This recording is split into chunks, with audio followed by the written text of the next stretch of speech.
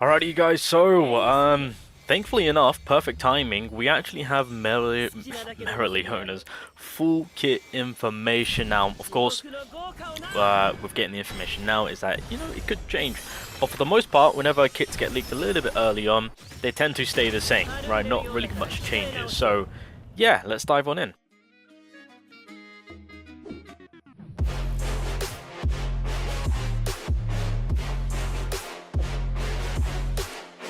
Alrighty, shout out to Vanilla. Here she is. Now, I think we're missing a few parts of her, but that's absolutely fine. We can always come back to her because, of course, she is dropping.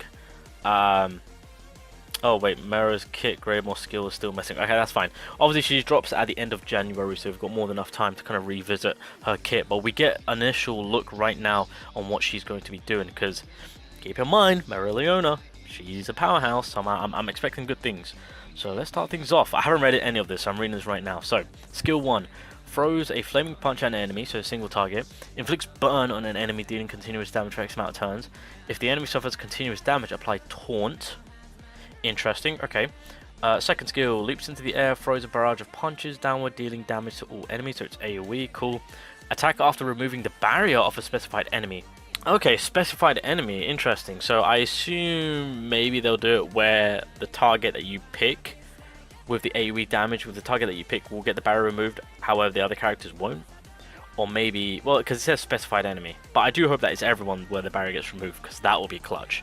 And then she continuously also applies burn. Okay, where's the burn? How's that coming into play? The ultimate, single target. Upon attacking an enemy who is taking continuous burn damage, inflicts stun. Well, there it is. For every instance of continuous burn damage an enemy is taking, attack after granting a damage increase. There it is.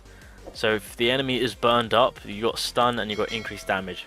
I kind of want to know what her damage output will be, and what the percentage will be for the increased damage for every burn that the enemy has. Attacks after removing immortality from an enemy. Ooh!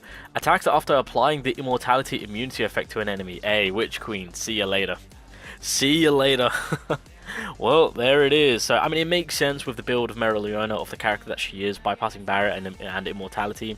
She is just her, let's be honest. Passive, mana skin effect applied if your SP are X or more. Mana skin, what is that? If you have the mana skin effect applied, continuous damage block. When hit, inflict burn continuous damage to all enemies for X amount of turns. That's good. Okay, so that's the awakening passive. That's LR plus 5. That's low-key effective. Having her and Magna together and Charmy, ooh, I do want to see what we can cook up with those characters. Let the burn meta burn up. We'll 100% test that out. I might have to LR plus 5, I'm not going to lie. Partner skill. Inflict burn. Okay, we don't care about that. And then, of course, we don't know what the Greymoor is doing, so we'll have to leave that be. Greymoor passive. If you have the mana skin effect, the effect is undetermined. Oh, okay, so yeah, we don't know what the Greymoor is doing. Let's just kind of move that out of the way. We'll come back to that once we get the full kit when it comes to later on. Mana skin. Blocks all status elements and reduce damage received by X%. Oh, so that's mana skin. Interesting. I mean, that is actually pretty nice to have regardless, right? So you're protecting yourself from stuns, etc. And of course damage overall, so that's not too bad. Immortality immunity. Immune to immortality while the effect is active. I mean, that's kind of stating the obvious. I mean, the name kind of says it all. So, I mean, that's still clutch though. That's still clutch.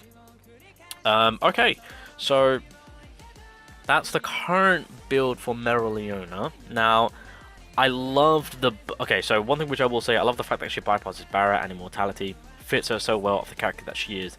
Obviously, I knew burn was going to come into her play, because that's, again, who she is. And so, I do like how with the ultimate itself, it does kind of all come together. I'll be honest though, I was expecting more on the buffing side of things when it comes to Mereoleona. So for example, rather than taunting, I would have more preferred to her to get more of a damage boost, maybe a crit boost, maybe a crit damage boost. I'm thinking of every other unit that we have in the game, especially with Kyato, of course, like characters that are just there to do pure damage, like Fana, Kyato, and all that, right? And so I was hoping with the build for Mereoleona that we're going to kind of continue that trend with obviously the burn meta. But so far, obviously because I don't know what the Greymoor does, and I mean, well, we know what the mana skin does, so but I don't know what the requirement is because we don't know how many SP we need in order for it to be effective, of course. So it's probably going to be like probably 6 or more, I want to say. But overall, with her kit, it sounds alright, you know. I guess we just have to wait and see what her stats are going to be like, so that way we can determine on what's a higher amount of damage that we can actually accomplish with this character. I'm hoping, look, I love Mereoleona. She's a favorite character. I want her to be just a pure brawler. That's what I want. I want a new... I don't know what typing she's going to be also. I hope... I don't know, she's more likely going to be red typing. Kind of fits her, right? Like a red attacker. She has to be an attacker. Clearly she is with her kit.